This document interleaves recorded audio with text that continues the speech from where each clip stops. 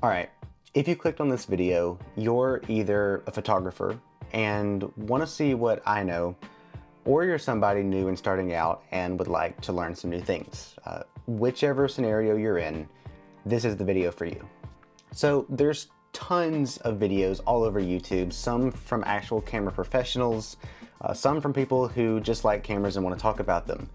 Now, out of all of these people, what makes you want to watch me out of all of these other guys? To answer that question, I'm somebody who, up until recently, has never been, I guess you could say, a photographer, meaning I'm starting fresh and just might have a new point of view. So, without further ado, let's get right into it. So this video is really centered just about what I've learned just over the past few months of kind of, dipping my feet into photography and maybe what I can pass on to you. So let's start with the very basics of a camera, and these apply to whether it's a phone camera or more of a traditional point and shoot, DSLR, mirrorless, whatever it might be. These are all pretty much going to always be the same, no matter the camera. So when taking a photo, the four most important pieces of that photo are the actual camera settings, and these are aperture, ISO, shutter speed, and focus. Now, if you haven't heard these terms before, right, they might be entirely new. So to not go into too much detail, let me just give you a little explanation of what they are. Now, aperture works very similar to the literal iris of your eye, right? It controls how much light goes into, well, the camera sensor. All right, ISO is basically how sensitive your camera sensor is to light. Then of course, shutter speed is basically the length your shutter is open. In other words, how long the camera sensor is exposed to light. And then focus is just the focus point of your shot. So you may have noticed a bit of a theme here, right? They all have to do with the sensor and light. And that really is all a photo is the sensor being exposed to light and turning it into an image. Now, there's a ton of things I could go on about with camera bodies and lenses and stuff like that, but to keep it more short and sweet, for this demonstration, I am using a 17-year-old Nikon D80 with a 35mm prime lens. And there are different lenses, of course. Prime lenses are fixed focal lengths, which means you can't zoom in or zoom out. There are zoom lenses, of course, which do, as in the name, zoom in. But again, this one is just 35mm. And just for future reference, the larger the millimeter number on the lens, the more zoomed in it's going to be. And then of course, the smaller it is, the more you're gonna fit into a shot, basically. Alrighty, so at this point we have covered kind of camera basics and just kind of, stuff to know. So let me show you how to implement it in a bit of a shot I've set up. All right, so taking a photo is actually not very hard. And the first thing you wanna do is always make sure your camera is set to manual, because the camera can do a lot of smart things by itself, but to be able to have it in manual like this is going to give you full control over the shot and just make the photos the way you sort of want it. Now, a lot of cameras have different settings inside of them to be able to change the resolution of separate photos. This one can shoot in RAW, and this is actually only a 10 megapixel sensor, so nothing crazy. But for most photos, JPEG is gonna be fine, but if you really want to get in there and customize your stuff, I would definitely shoot in RAW. So I have a really pretty little just bush behind us, and that's gonna be a great subject for our photos. All right, so to take a photo, as I mentioned earlier, there actually are a few settings, and those include aperture, ISO, shutter speed, and focus. Now, when you shoot a photo, ideally you shoot it in manual and have full control over these things, because that's going to give you, of course, the best end result. Now, you have the ability to also mess up your photo severely if you don't know what you're doing. So I'm going to just kind of really just give you a very basic overview of how to control these things. Now, again, this is a 17-year-old camera, Nikon D80, and so my buttons are going to be a certain place, yours might be a little bit different, but the main ones we're going to be paying attention to are this ISO button right here, this slider, as well as this slider. Now, what we're going to do is we look at the screen here, wake it up, you see we have the aperture right here number, this is going to be the shutter speed, and then when you hold down this ISO button, the ISO is right here, and you can change that scrolling through this wheel right here. Now, the higher your ISO is, meaning the larger the number, the brighter your image will be, but that does come with a trade-off, and it's going to be a very grainy image. So ideally, we want to keep that near as low as possible. And in bright daylight, you basically can have it as low as possible. For this camera, the ISO limit's going to be at 100. Now, this right here is the shutter speed, meaning you control how long or how long the shutter is actually open for. And the longer it's open, the more light is going to be inside of the image. So in a bright setting, we would want this to be a little bit higher, right? In a darker setting, we need it to be open for longer, meaning the number needs to be lower. Now this last number right here is the aperture. And basically the smaller the number is, the larger the hole inside of the lens is to take the photo, right? The more light will be in. So if I wake the camera back up here and bring the aperture to say f22, which is going to be the max for this camera. If I press this button to sort of close the shutter, you can see a very, very, very small hole in there, right? And when I let go, it opens.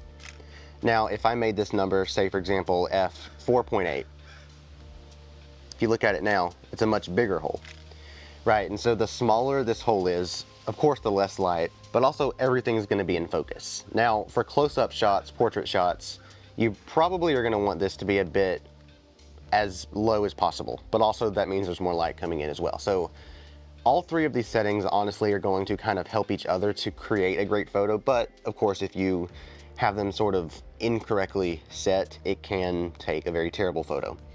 Now, as I said in front of me, I have this little plant right here, and it's going to be a great subject for our photo. I have a tripod right here, and sadly the issue with this camera is this screen right here does not display what the camera is actively looking at, which is a bit annoying. So the way I typically take photos with this is because this viewfinder doesn't display how the photo is going to look. Sometimes you just have to take a couple photos and see how they turn out. So right now, having our shutter speed on 4, our aperture at 1.8, and our ISO at 100, we're going to take the first photo. And typically with autofocus, the cameras are always good enough on their own, but you can always switch it to manual focus and sort of dial it in right here. But let's just take a photo and see how it looks.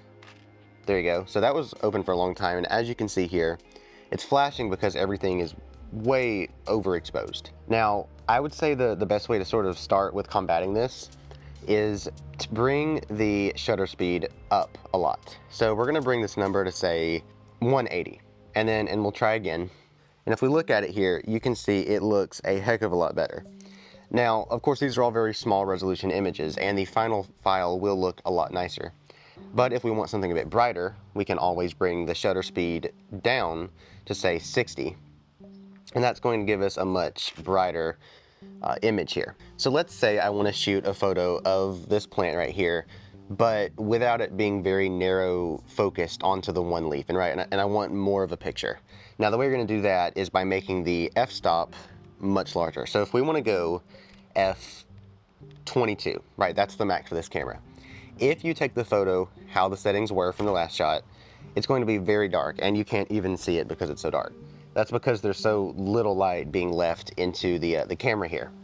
So the first thing we can do is bring the shutter speed down a lot. So I have the shutter speed set on 2 now, and if I take this photo, it's obviously going to take a lot longer to click through, and it's a little bit more lit up and more is in focus. The issue with this is because the shutter's open so long, if your camera is not on a tripod, it's so easy to blur the image, so you definitely will want to have it stabilized.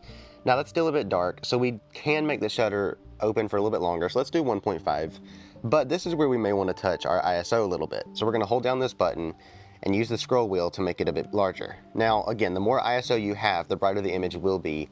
However, there's going to be a lot more noise. So let's try 400. So if I take this photo, it's going to obviously sit open for a minute, and if we look at it, it's pretty bright and a bit noisy. So what I'm going to do is actually close the shutter a little bit quicker. So we're going to scroll a little bit, and we're going to bring this to like a 4. So let's take another photo. It takes just like that, and it's a lot more natural, and right now it's a bit blurry. And as things are moving, you definitely want the shutter speed to be higher. That way they're not out of focus and crazy and stuff. So if you can't tell already, all a photo is just balancing these sort of controls here to make it look right. Now, I tend to be a fan of a very blurry, obviously you can tell what the subject is kind of photo. So we're going to bring this aperture all the way down to 1.8. Take a photo again, and leaving our settings exact same, obviously it's going to be very bright. Way too bright. So we're going to delete that photo. And we're going to bring our shutter speed all the way to about 180, and then bring our ISO back down to the lowest it can go. So if we take that photo, obviously it looks a lot better. Now it's not necessarily in focus on the point we want, and that's just because I didn't sort of look through it and line it all up that way. However, you know, you can definitely tell how these different settings work to create an awesome image. And this right here is an example of what you can create when you have all of these different settings lined up to create something perfect. All right, hey, congratulations. So you just watched sort of how to shoot a photo, and granted this whole thing was very basic, but again, I'm super new, and I just wanted to keep this very easy to understand. And if you guys would like to continue to watch me sort of learn in my own photography, but then also show you guys as I'm learning as well, I think that'd be a lot of fun. So of course, let me know in the comments below. And of course, leave any questions you have below as well. Now, I do want to say really quick, if you're purchasing a camera and lenses, the camera body does not matter near as much as the lens does. So if you're going to spend money on something, spend it on the lens, right? You can get a pretty solid camera. Like say for example, the Sony ZV-E10, in this case the Mark II. That's an awesome camera, but you can make the camera not look great with a terrible lens. Now if you spend good money on a good lens, you can make the shots look phenomenal. And there's a whole bunch of information I could give on those, which I'll definitely have to save for another video. But again, I do hope you guys did enjoy this video, and if you did, leave a comment, let me know what you guys thought. And I'm excited to see y'all in the next one. So yeah, bye guys.